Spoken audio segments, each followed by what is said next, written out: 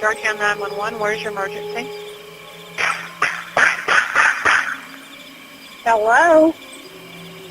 I got nothing but gunshots.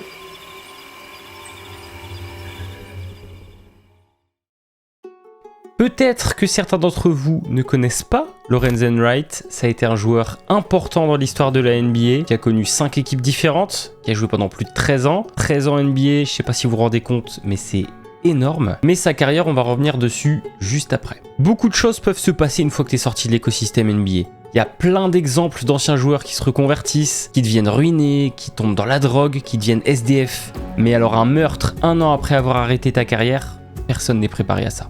Aujourd'hui, j'ai voulu parler de l'un des mystères les plus fascinants de la Grande Ligue, une affaire qui a secoué à la fois la NBA, mais plus globalement les États-Unis en général, la traque pour retrouver l'assassin de Lorenzen Wright.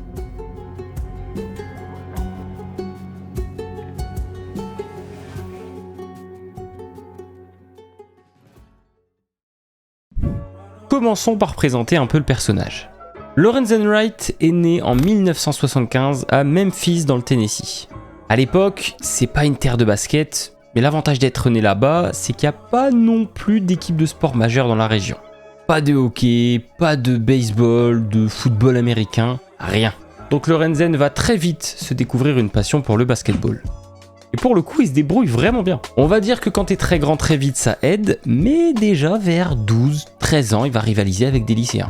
Vous le savez peut-être, Memphis est une assez grosse ville des États-Unis, mais autour ça reste plutôt rural. Donc Lorenzen va se faire un petit nom à l'échelle locale et beaucoup de gens l'imaginent déjà être une future star de la NBA. D'ailleurs, ça va se confirmer plutôt vite, il va rejoindre l'université de Memphis. Évidemment, c'était la prophétie, il y a une petite hype on va dire. Si on devait résumer Lorenzen, tout d'abord, il est long. Il est grand, il fait un peu plus de 2m10 et il est très athlétique. Dans cette NBA où on joue encore très près du panier, ouais, il a toutes les qualités pour percer. Ce serait vous mentir que de dire qu'il a un potentiel de superstar, mais on se doute qu'il peut devenir pas mauvais. Et au-delà de son attitude sur le terrain, ce qui frappe chez lui, c'est sa gentillesse. Bien élevé, toujours un sourire au visage quand il joue. Vraiment, c'est le genre de mec que tu ne peux pas détester. Après 2 années convaincantes à l'université, Lorenzen s'inscrit à la draft NBA et là son rêve prend vie. The Los Angeles Clippers select Lorenzen Wright from the University of Memphis. 3 ans après Penny Hardaway, un natif de Memphis passé par la même université entre en NBA par la grande porte. 7ème de draft quand même.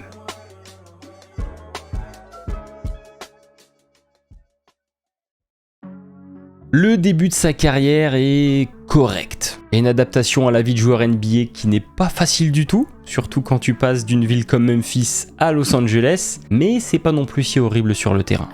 On a des playoffs dès la première année, ce qui est une bonne chose, mais l'expérience va être catastrophique. Sweep 3-0, en face c'est le Utah Jazz de Stockton et Malone, parti pour rejoindre les finales NBA. Clairement les Clippers c'était un gros cran en dessous. Les 2 années qui vont suivre vont être très dures sportivement. Ce sont 2 saisons noires, horribles dans tous les sens du terme. 26 victoires en 123 matchs, top 3 des pires bilans de la ligue en 98 et en 99. Et en plus de ça, Lorenzen a toujours beaucoup de difficultés pour s'intégrer dans le collectif. Effectivement, on a connu des débuts NBA plus convaincants. Pour vous donner une idée, niveau stats, on est sur du 8-9 points de moyenne et à peu près pareil niveau rebond. L'été 99 va marquer un tournant dans sa carrière. Il y a beaucoup de joueurs qui se seraient effondrés après un échec pareil, mais pour Lorenzen, ça va être l'occasion de rebondir. D'abord en sortie de banc, puis un peu plus titulaire, il va monter en puissance chez les Atlanta Hawks et devenir un bon gros pivot sérieux. Je l'ai dit tout à l'heure, c'est pas devenu Shaquille O'Neal, mais disons qu'il va retrouver du temps de jeu et la confiance du coach, c'est surtout ça qui est important. Après 2 ans passés là-bas, même si de base ça peut paraître un peu chiant, nouveau trade en 2001. Et à votre avis, quelle serait la destination idéale pour lui? Memphis, évidemment. Et oui, fini l'épisode Vancouver, qui aurait été un sacré bourbier si on est honnête. La franchise se retrouve désormais dans le Tennessee. Pour Lorenzen, c'est le coup rêvé. Retour à la maison, retour où tout a commencé.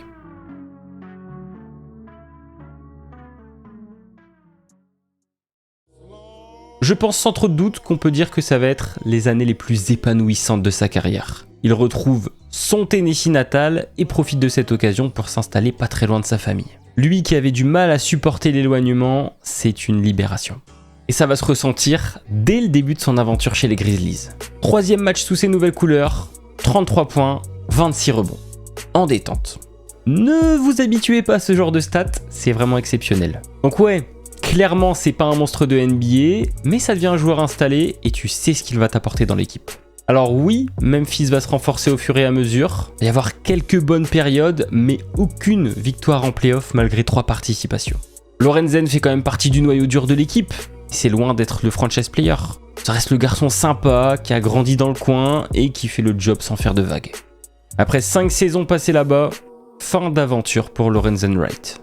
Je vais passer brièvement sur la suite de sa carrière, parce que sur les 3 années qui vont suivre, son apport va bien diminuer. Il y a un retour à Atlanta, un micro-passage à Sacramento, et enfin une petite vingtaine de matchs aux Cavs à côté d'un certain LeBron James. Je vous l'avais dit, la carrière n'est pas des plus spectaculaires, mais Lorenzen aura disputé au total 793 matchs de NBA. Quand on y pense, c'est un sacré total.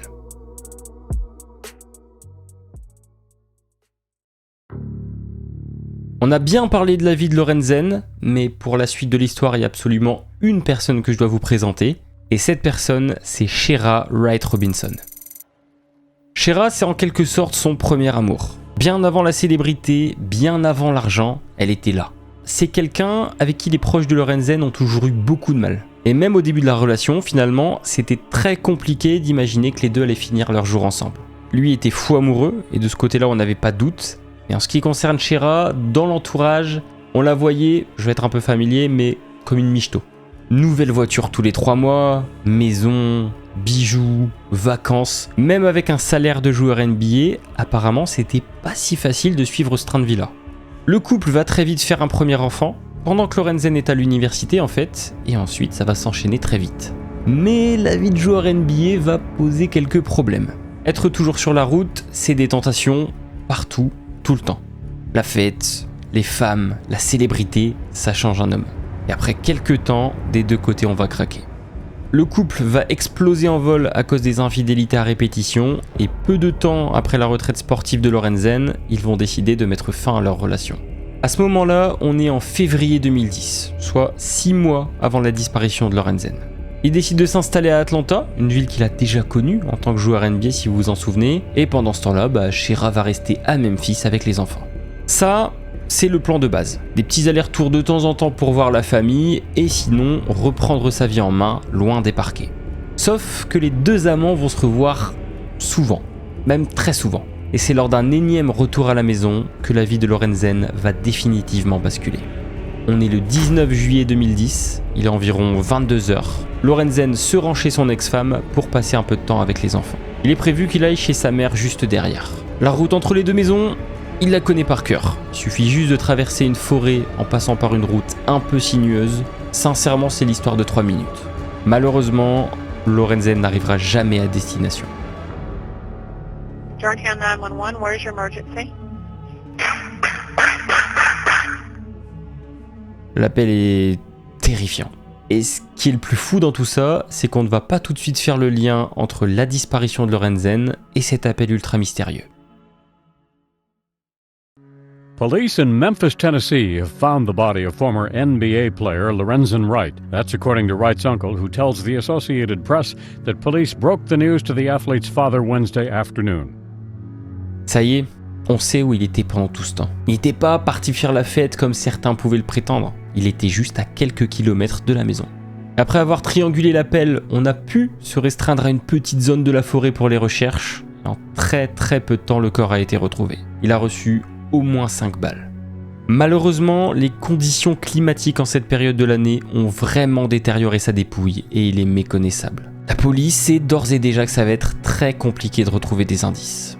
La seule chose dont on est sûr, c'est qu'on a retrouvé des douilles de 2 armes différentes. À l'annonce de la découverte du corps, on voit les hommages se multiplier en NBA.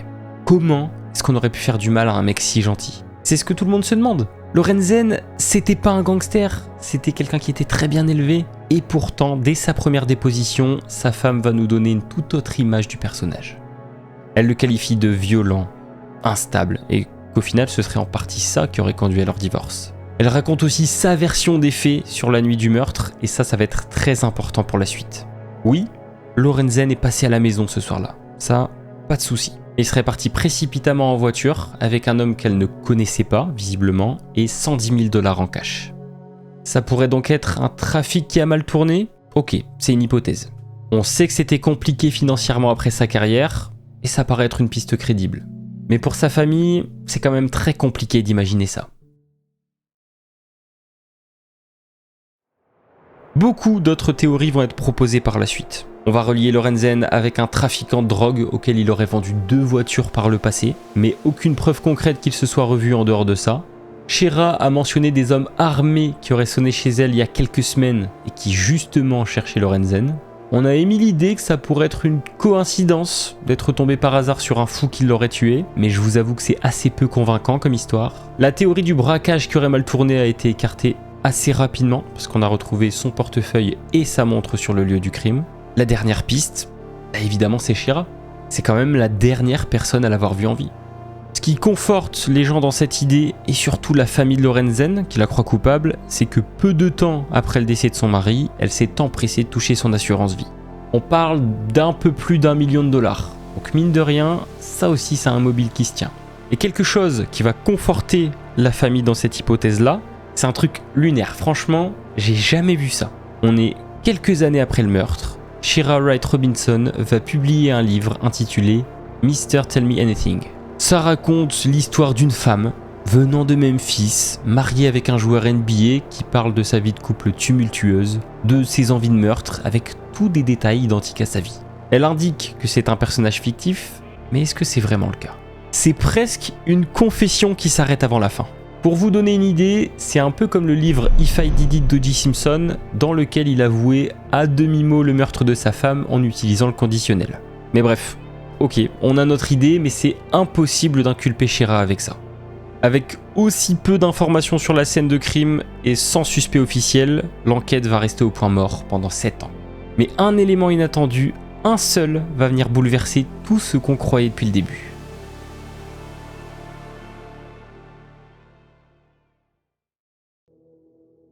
On est 7 ans après le meurtre de Lorenzen et la police de Memphis décide de relancer cette affaire. Opération Rebond, c'est comme ça qu'ils vont appeler cette dernière tentative pour résoudre tout le mystère qui entoure ce meurtre. On se replonge dans les vieux dossiers, on réinterroge les amis, la famille, la bim. En novembre 2017, l'arme du crime est retrouvée au fond d'un lac dans le Mississippi. Là, vous allez me dire, comment c'est possible ? Bien, messieurs, dames, parfois il suffit de pas grand-chose. Jimmy Martin, le cousin de Shera, est arrêté pour avoir assassiné sa compagne. A priori, ça n'a pas de rapport direct avec notre histoire. Sauf que pendant son interrogatoire, sûrement pour réduire sa peine, il va nous livrer comment Shera et un complice auraient tué Lorenzen Wright. Attendez, quoi ? Donc, tout ce cinéma devant les caméras, toutes ces années à pleurer sa mort, ce serait du vent ? Et c'est pas fini, il donne plus de détails. Lui et un dénommé Billy Ray Turner auraient tenté de tuer Lorenzen une première fois à son domicile d'Atlanta, sauf qu'il n'était pas là. Lorenzen de retour à Memphis, l'appel, les coups de feu, le corps retrouvé, tout ça en fait, ce serait juste une deuxième tentative de meurtre, sauf que cette fois ça a marché. Turner et Jimmy Martin auraient jeté l'arme du crime dans un lac à environ 90 km de Memphis, et c'est pour ça qu'il était au courant d'où elle se trouvait. C'est un tremblement de terre dans l'enquête. Sans ça, on n'aurait probablement jamais su ce qui s'était passé. Pour la police, il faut agir vite. Nos deux loustics se font donc arrêter et on commence à en apprendre un peu plus sur leur relation. Billy Turner était donc le jardinier qui s'occupait de la maison des Wright et au fur et à mesure, il se serait rapproché de Shera. Juste ça déjà, ça offre un énorme mobile. Malgré tous les éléments à charge contre eux, le témoignage et l'arme du crime retrouvée, les deux camps vont faire bloc et ils affirment être innocents. Pourtant, il y a quand même pas mal de preuves contre eux. En 2019, soit 2 ans après son incarcération, Shera Wright Robinson va plaider coupable pour complicité de meurtre. Résultat, 30 ans de prison. De son côté, Billy Ray Turner, qui a voulu aller jusqu'au procès pour se défendre, va moins bien s'en sortir. Reconnu coupable du meurtre avec préméditation, il va rester à vie derrière les barreaux. Ah, et petite précision, on est en 2024 et Shera peut déjà faire une demande de libération conditionnelle. Vive la justice américaine.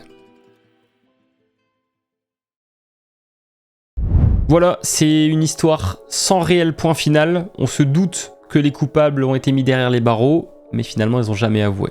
On ne sait même pas ce qu'il s'est réellement passé dans cette forêt ce soir-là. Pourquoi est-ce que Lorenzen était en dehors de sa voiture sur cette route? Est-ce qu'il y avait bien 2 tireurs? Et surtout pourquoi? Juste pour l'argent? Ou alors parce qu'ils étaient en couple? Je vous avoue que je sais pas trop quoi en penser. En tout cas, c'est un véritable drame d'avoir perdu une âme aussi pure que celle de Lorenzen Wright, et je suis content que sa famille ait pu trouver des réponses, ou au moins un semblant de réponse après ces 7 années de souffrance. Si vous voulez approfondir l'enquête, il y a des reportages super intéressants sur YouTube, et il y en a certains notamment qui ont été faits avant qu'on découvre l'arme du crime, etc. Et je vous jure, c'est terrible de voir les suppositions et les témoignages avant qu'on arrête les responsables. C'est un format un petit peu différent d'habitude, on a parlé NBA évidemment, mais le sujet de la vidéo c'était plutôt toute l'enquête. J'espère que ça vous aura plu. Je vous remercie beaucoup d'avoir suivi cette vidéo, je vous dis à la prochaine, ciao.